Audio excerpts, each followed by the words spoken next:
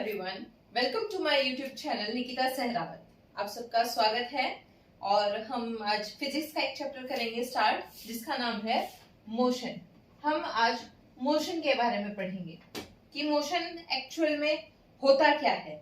ठीक है, मोशन। सबसे पहले मोशन को जानने से पहले हम एक चीज जानेंगे, रेस्ट। दो चीजें होती हैं, एक होती है रेस्ट और एक होता है हमारा मोशन।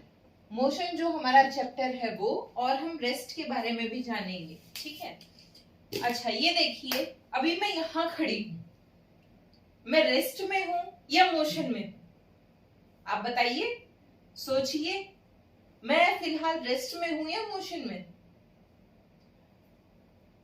चलिए मैं बताती हूँ। अभी फिलहाल हो सकता है कुछ ने सोचा हो कि मैं रेस्ट में हूँ, कुछ एक के दिमाग में आया भी हो कि नहीं मैडम थोड़ी हिल रही है और ये मोशन में है। मैं फिलहाल रेस्ट में भी हूँ और मैं मोशन में भी हूँ। इसको एक्सप्लेन करेंगे हम वीडियो में आगे कि ये चीज कैसे है। ठीक है, सबसे पहले अब हम जान लेते हैं एक चीज के बारे में। रेस्ट तो आपको पता है, रेस्ट मतलब आराम या एक स्टिल सिचुएशन, है ना। रेस्ट मतलब कोई भी स्टिल सिचुएशन जहां पर की हलचल ना हो रही हो, हिल ना रही हो, वो होता है हमारा रेस्ट। जैसे कि ये बोर्ड है, मैं इसको देख रही हूं, आप इसको देख रहे हैं, ये रेस्ट में है। ठीक है, और मोशन, मोशन को हम अपनी नॉर्मल लैंग्वेज के अंदर कैसे समझते हैं? गति। ठीक है, या जो चीज चल रही है या जो मूवमेंट में है, उसको हम कैसे समझते हैं? मोशन के रूप में समझते हैं हम उसको। ठीक है, तो आज हमारा जो चैप्टर है, आज हम जिस बारे में पढ़ेंगे वो पढ़ेंगे हम मोशन के बारे में। क्लास 9th का चैप्टर है ये। वैसे तो हर क्लास के अंदर ये स्टार्ट 8th में भी आपने पढ़ा है, थोड़ा बहुत बेसिक सा आ जाता है, तो आज हम इसके बारे में पढ़ेंगे। ठीक है, मोशन में पढ़ने से पहले और हम अगर देखें तो नॉर्मल फिजिक्स पढ़ने के लिए आपको कुछ एक टर्म्स को जानने की जरूरत होती है। सबसे पहले कौन सी टर्म आती है हमारे पास? पोजीशन। फिजिक्स के टर्म में हम पोजीशन को समझेंगे time, distance, speed, velocity, acceleration. इस चैप्टर में सबसे मेन हम ये चीजें पढ़ेंगे हमारी फिजिक्स के अंदर। ठीक है, कि ये चीजें क्या होती हैं, कैसे काम करती हैं, और इनके बारे में डिटेल में हम लोग जानेंगे। फिजिक्स जानने के लिए आपका मैथ्स सबसे ज्यादा जरूरी होना चाहिए। अगर आपको मैथ्स आता है तो न्यूमेरिकल्स आप ऐसे कर लेंगे, कैलकुलेशन आपकी अच्छी होनी चाहिए मैथ्स का मतलब। दूसरा कि जो आपकी इमेजिनेशन है या जो आपकी विजुअलाइजेशन है वो अच्छी होगी, आप चीजों को अच्छे से इमेजिन कर पाएंगे, अच्छे से विजुअलाइज कर पाएंगे, तो फिजिक्स आप बहुत अच्छे से समझ पाएंगे और आपको इतनी इजी लगने लगेगी फिजिक्स, बहुत ही ज्यादा। मेरा मानना है फिजिक्स आसान सब्जेक्ट ही कोई नहीं है साइंस के अंदर, तो है ना। तो थोड़ा सा ध्यान देंगे, थोड़ा सा अपने दिमाग पे जोर डालेंगे, थोड़ा सा कनेक्ट करने की कोशिश करेंगे, तो सारी की सारी चीजें इतनी इजी हो जाएंगी। हमारी डे टू डे लाइफ से रिलेटेड है सारी चीजें। फिजिक्स जो है वो हमारी डे टू डे लाइफ में होती है। ठीक है, हमारे घर के अंदर सामान है, हम घर पे हैं, वो सारी चीजें रेस्ट में है। क्या है ये? फिजिक्स ही तो है ना। ऐसे ही कोई भी चीज है वो चल रही है, हम कोई भी काम कर रहे हैं, मोशन में है। क्या है ये? फिजिक्स ही तो है जो हमने आज पढ़नी है ना। तो चलो आज हम इसके बारे में स्टार्ट करेंगे।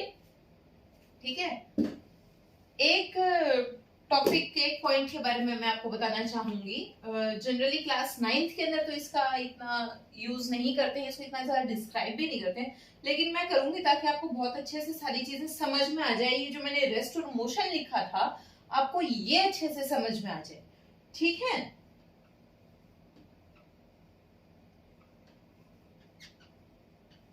किस चीज के बारे में बात कर रही हूं मैं?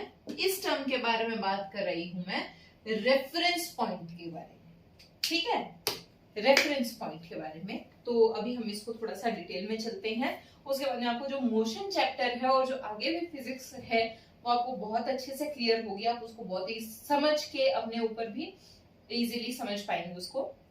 रेफरेंस पॉइंट, देखो आपसे कोई पूछता है कि आपका घर कहाँ है, ठीक है, आपसे कोई आपका एड्रेस पूछता है, तो आप उसको क्या बताते हो कि मेरा घर जो है वो ये मकान नंबर है, इस सेक्टर में है, कॉमा फिर आप अपना जो जिला है, जो आपकी सिटी है, आप वो बताते हो, है ना।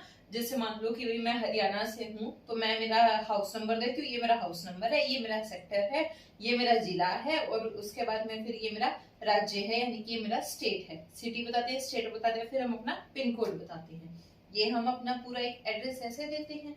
और कभी कभी हम क्या करते हैं कि लैंडमार्क भी दे देते हैं, कि जैसे मेरे घर के पास में ये मंदिर है, मान लो श्याम मंदिर है, तो लैंडमार्क में क्या लिख देंगे, श्याम मंदिर। लैंडमार्क को ऐसे ही देते हैं कि भाई ये हमारा स्टेट है हरियाणा, हरियाणा के अंदर ये मेरी सिटी है, सिटी के अंदर ये सेक्टर है, सेक्टर के अंदर ये जो है मंदिर है, और मंदिर के पास मेरा घर है ना। तो हमने वो मंदिर को क्या दिया, वो लैंडमार्क दिया, है ना। वो लैंडमार्क क्या है हमारा, वो हमारा रेफरेंस पॉइंट है, ठीक है।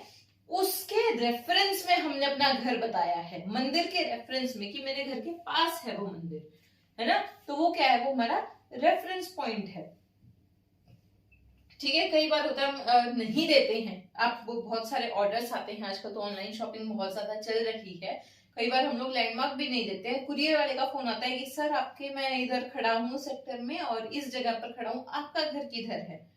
तो आप उसको क्या बताते हो, आप घर से बाहर निकले हो, आपके घर के पास में पार्क है, ठीक है, तो आप उसको क्या बताओगे, हाँ भैया आप कहाँ खड़े हो, यहाँ पे ना एक बड़ा पार्क है, आप उसके पास आ जाओ, उसके राइट साइड में, और कोने से मेरा ये इतने नंबर पे मकान है ना।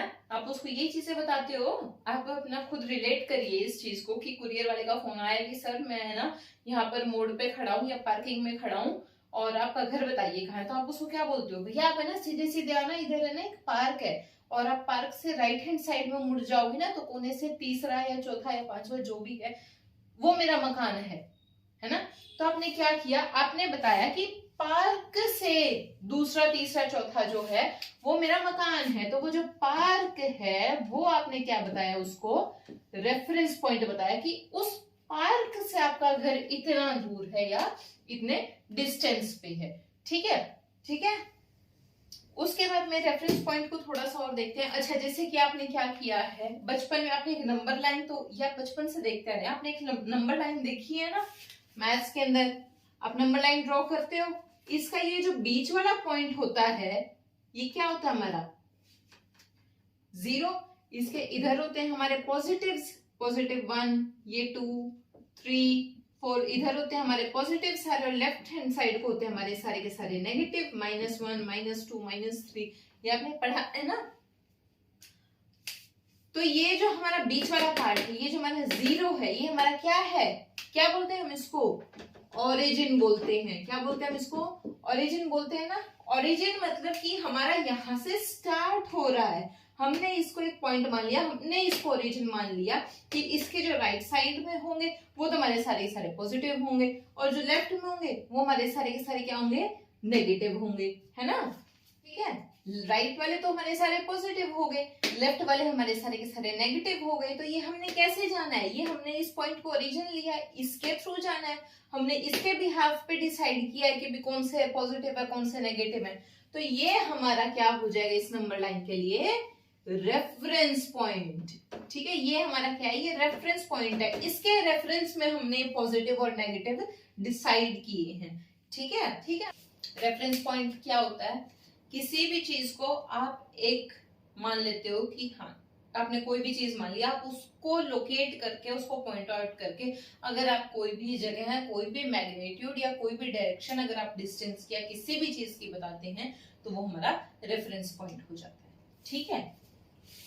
आपने ग्राफ देखा है मैथ्स के अंदर, ये हमारा ग्राफ होता है, ठीक है। ये पॉइंट हमारा क्या होता है, 0 0, है ना, होता है ना 0 0, इसको हम ओरिजिन बोलते हैं। इधर हमारे पॉइंट्स होते हैं 1 2 3 4, इधर भी 1 2 3 4 एंड सो ऑन, है ना, ये चीजें होती है ना। अब हम अगर हमें इस ग्राफ के ऊपर कोई भी पॉइंट लोकेट करना होता है, मान लो हमें 4 3 पॉइंट लोकेट करना है, तो हम उसको कैसे लोकेट करते हैं कि भाई हाँ 4 यहाँ है यहाँ से जाएगा 3 कहाँ है, यहाँ से 3 यहाँ है, तो ये हो जाएगा हमारा 4 3 पॉइंट, है ना। तो हमने ये 4 कहाँ से कैलकुलेट किया है, हमने 4 कहाँ से देखा है, हमने 4 ओरिजिन से देखा है। ये 4 कहाँ से है भाई, यहाँ से 4 है ना, हमने यहाँ से देखा है। और ये 3 कहाँ से है, यहाँ से 3 है, इसके लिए भी हमने इसी को यूज किया है। यानी कि ये हमारा क्या है, रेफरेंस पॉइंट है। ये जो हमारा ओरिजिन है ये हमारा क्या है, रेफरेंस पॉइंट है कि इस ये जो हमारा ओरिजिन है इसके बिहाफ में इधर 4 और इधर 3 जो हमारा है ये वाला पॉइंट है, ठीक है। तो ये हमारा क्या है, रेफरेंस पॉइंट, ठीक। जरूरी नहीं है कि रेफरेंस पॉइंट एक ही हो, मान लो कि कोई एक और ग्राफ हम लोग ले लेते हैं यहाँ से, ठीक है। ये भी ओरिजिन है हमारा 0 0, ठीक है। ये 1 2 3 4 1 2 3 4 5, ठीक है। अभी हमें क्या करना है, ये पॉइंट यही वाला है लेकिन हमें इसके उसके हिसाब से इस ग्राफ पे हमें लोकेट करना है इसको, ठीक है। पॉइंट यही है हमारा, ये वाला जो पॉइंट है, पॉइंट हमारा ये ही है, हमें यही पॉइंट लोकेट करना है। लेकिन पहले हमने इस वाले ग्राफ पे लोकेट किया था, अब हमें इस वाले ग्राफ के ऊपर लोकेट करना है, ठीक है। तो हम कैसे करेंगे, इस वाले ग्राफ के अकॉर्डिंग हमारा पॉइंट कौन सा हो जाएगा, करें लोकेट। ये देखो ये 4 इधर आने दो, इजी हो जाएगा आपके लिए। ये देखो यहां से कितने डिस्टेंस पे आया है, ये पॉइंट 4 पे आया है ना। और यहां से ये वाला डिस्टेंस कितने डिस्टेंस पे आया है, यहाँ पे लोकेट हुआ है ये पॉइंट, तो यहाँ से कितने पे हो गया, ये यहाँ से तो है 5 पे, यहाँ से है 4 पे, तो ये वाला पॉइंट क्या हो जाएगा हमारा 4 और 5 इस ग्राफ के अकॉर्डिंग, है ना। ये जो हमारा सेकंड ग्राफ है इसके अकॉर्डिंग तो हमारा 4 और 5 है, लेकिन जो हमारा फर्स्ट ग्राफ है इसके अकॉर्डिंग हमारा ये क्या था, 4 और 3 था, है ना। यानी कि पॉइंट तो एक ही है, पॉइंट तो ये हमारा सेम है, बस इसका रेफरेंस पॉइंट चेंज हो गया, इसका ओरिजिन चेंज हो गया, तो इसकी जो है शक्ल चेंज हो गई, है ना, इसके कोऑर्डिनेट्स चेंज हो गए। तो जरूरी नहीं है कि किसी भी चीज का एक ही रेफरेंस पॉइंट हो, कितने ही भी रेफरेंस पॉइंट हो सकते हैं। अगर मैं यहाँ पे ये और ड्रॉ कर दूं, उसके बाद मैं एक ग्राफ और ड्रॉ कर दूं या कितने भी ग्राफ ड्रॉ कर दूं, तो हर एक के अकॉर्डिंग इसके जो कोऑर्डिनेट है वो अलग आ सकते हैं। तो जरूरी नहीं है किसी भी बॉडी का, किसी भी पार्टिकल का या किसी भी ऑब्जेक्ट का। फिजिक्स के अंदर कोई भी चीज होती है हम उसको ऑब्जेक्ट, पार्टिकल या बॉडी से ही डिनोट करते हैं। तो जरूरी नहीं है किसी भी पार्टिकल का या किसी भी बॉडी का या किसी भी ऑब्जेक्ट का सिर्फ एक ही रेफरेंस पॉइंट हो। रेफरेंस पॉइंट कितने ही भी हो सकते हैं। जैसे आपका घर है, आप अपने घर को क्या बता सकते हो कि मेरा कॉर्नर से, लेफ्ट कॉर्नर से मेरा सेकंड वाला मकान है, राइट कॉर्नर से मेरा 7th मकान है, पार्क से मेरा 3rd नंबर पे मकान है, ठीक है, और मेन रोड से मेरा 2nd रो में मकान है। मकान तो एक ही है लेकिन आपने उससे कितने सारे रेफरेंस पॉइंट दे दिए, है ना। तो जरूरी नहीं है कि एक चीज का एक ही रेफरेंस पॉइंट हो, reference point can be indefinite, ठीक है। आया आपको समझ में, रेफरेंस पॉइंट समझ में आ गया आपको कि रेफरेंस पॉइंट क्या होता है। रेफरेंस पॉइंट होता है किसी भी चीज से हम किसी चीज को लोकेट, किसी पार्टिकल को या किसी ऑब्जेक्ट को या बॉडी को लोकेट करते हैं, बताते हैं, उसके नजरिए से या उसके बिहाफ पे, तो उसको बोलते हैं हम रेफरेंस पॉइंट, ठीक है। तो अब मैंने आपसे एक क्वेश्चन पूछा था स्टार्टिंग में कि मैं फिलहाल रेस्ट में हूं या मैं मोशन में हूं, ये क्वेश्चन पूछा था ना, तो इसका आंसर मैं देती हूँ अब। कुछ एक ने सोचा था कि मैडम रेस्ट में है ना, उनके हिसाब से उन्होंने बिल्कुल सही सोचा कि मैं रेस्ट में हूँ, मैं नॉर्मल खड़ी हूँ, फिलहाल मैं कुछ नहीं कर रही हूँ एट प्रेजेंट, इस मोमेंट पे, जब मैं पढ़ा रही हूँ तब नहीं, अभी तो मैं रेस्ट में हूँ, ठीक है। लेकिन जो हमारी अर्थ है वो रोटेट कर रही है ना, आपके अकॉर्डिंग तो मैं रेस्ट में हूँ बिल्कुल, लेकिन जो हमारी अर्थ है, मानो कि हमारी अर्थ है, ये तो रोटेट कर रही है। अर्थ जो है वो घूम रही है अपनी एक्सिस के ऊपर, अर्थ तो मोशन में नहीं है। तो विद रिस्पेक्ट टू अर्थ, अगर मैं अर्थ को अपना रेफरेंस पॉइंट लेती हूँ तो मैं मोशन में हूँ, क्योंकि मैं अर्थ के ऊपर खड़ी हूँ, है ना, और अर्थ तो चल रही है, तो मैं अर्थ के हिसाब से तो मैं मोशन में हूँ। दूसरा अर्थ जो है ये हमारा सन है, और ये हमारी अर्थ है। अर्थ जो है वो सन के अराउंड में भी मोशन में है, उसके आर पार भी चक्कर काट रही है, तो उस हिसाब से भी मैं तो मोशन में हूँ, है ना। उस हिसाब से हर एक चीज मोशन में है। तो इन दिस यूनिवर्स कोई भी चीज परफेक्ट रेस्ट के अंदर या एब्सोल्यूट मोशन के अंदर कभी भी नहीं होती है, ठीक है।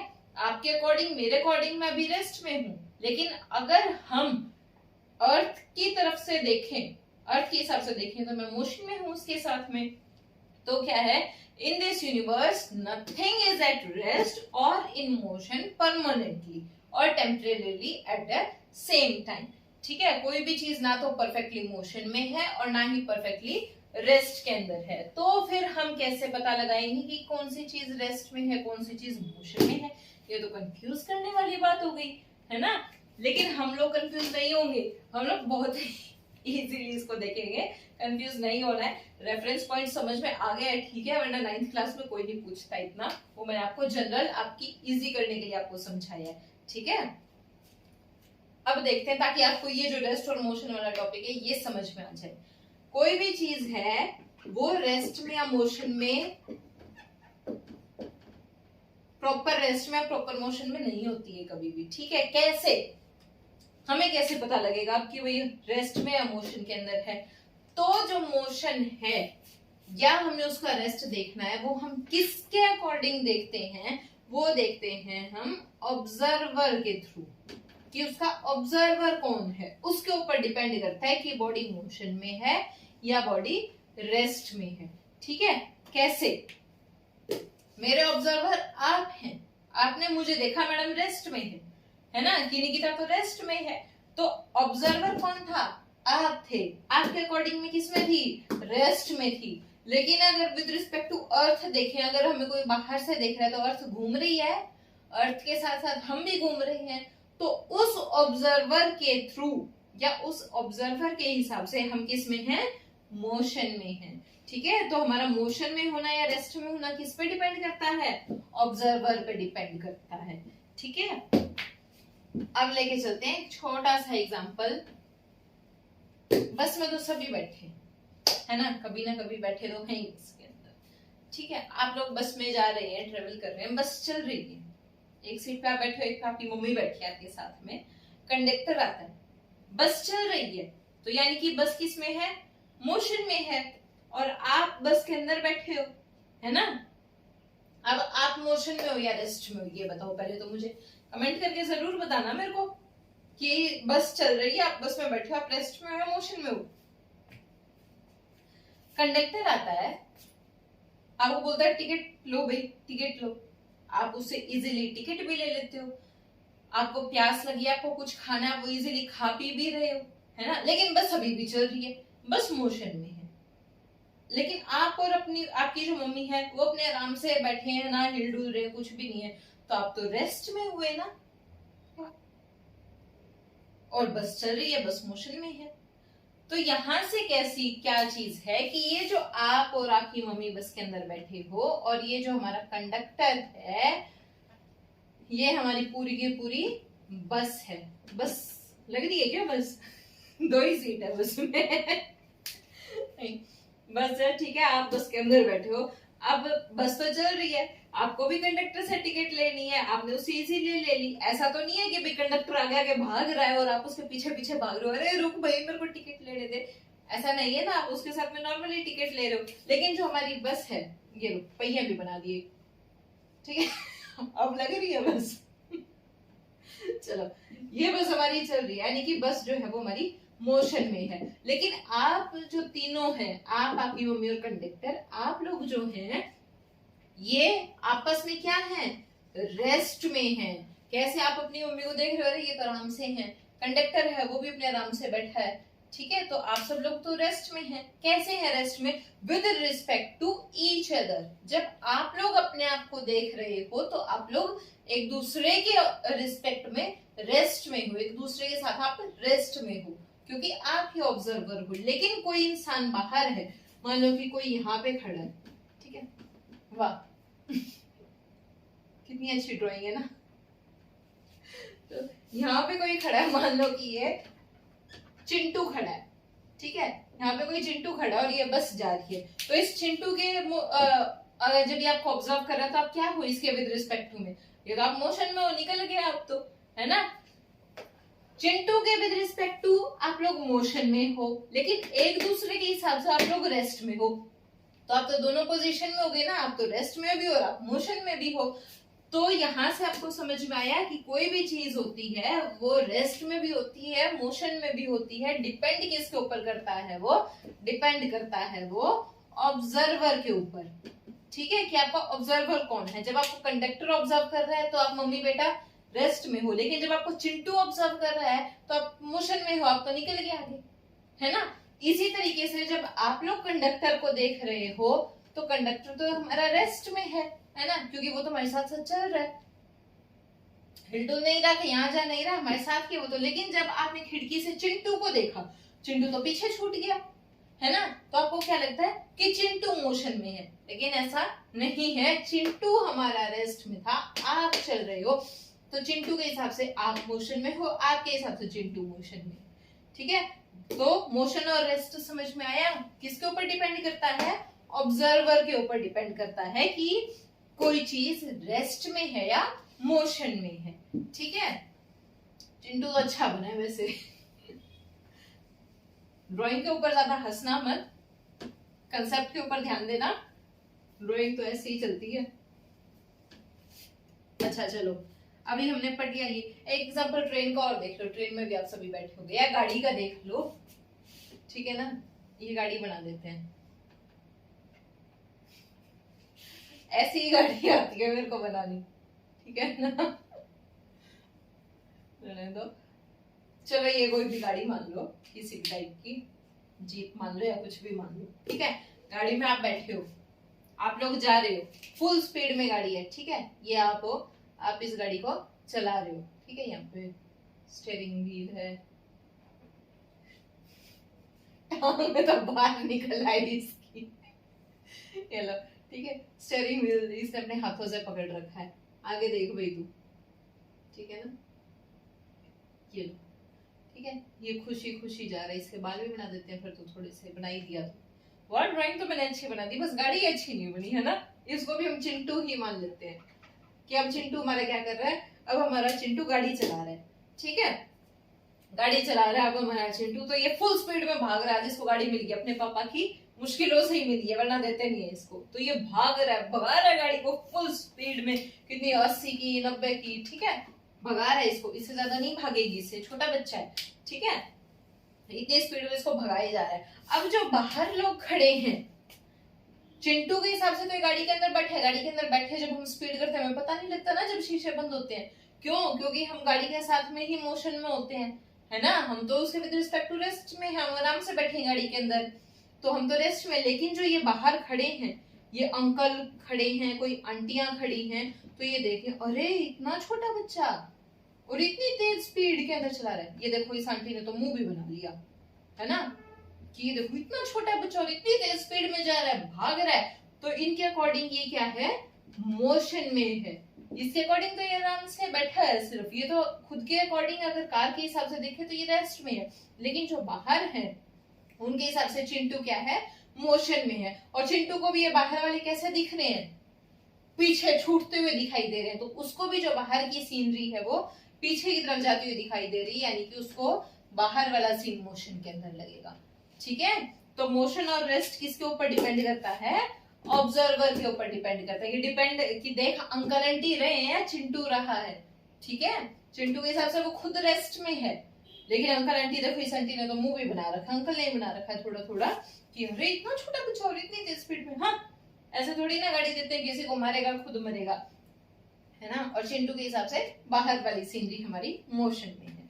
तो आपको मोशन और रेस्ट समझ में आया, होप कि आ गया होगा, क्योंकि बहुत इंपॉर्टेंट चीज है मोशन को समझना, और इसका बहुत बेसिक चीज थी ये जानना कि आप किसी चीज को कैसे पता लगा सकते हो कि वो मोशन में है, रेस्ट में है। ठीक है, तो इसके बाद में हम लोग पढ़ेंगे position, time, distance, speed, velocity, acceleration के बारे में। नेक्स्ट वीडियो में मैं आपको उसके बारे में बताऊंगी, और कमेंट करके जरूर बताना कि आपको समझ में आया या नहीं आया। अगर कोई डाउट है तो वो पूछो। वीडियो को शेयर जरूर कर दिया करो, लाइक भी कर दिया करो। शेयर कर देते हो मेरे को पता है, लाइक तो कर दिया करो, मेरे को भी पता लगेगा पसंद आ रही है।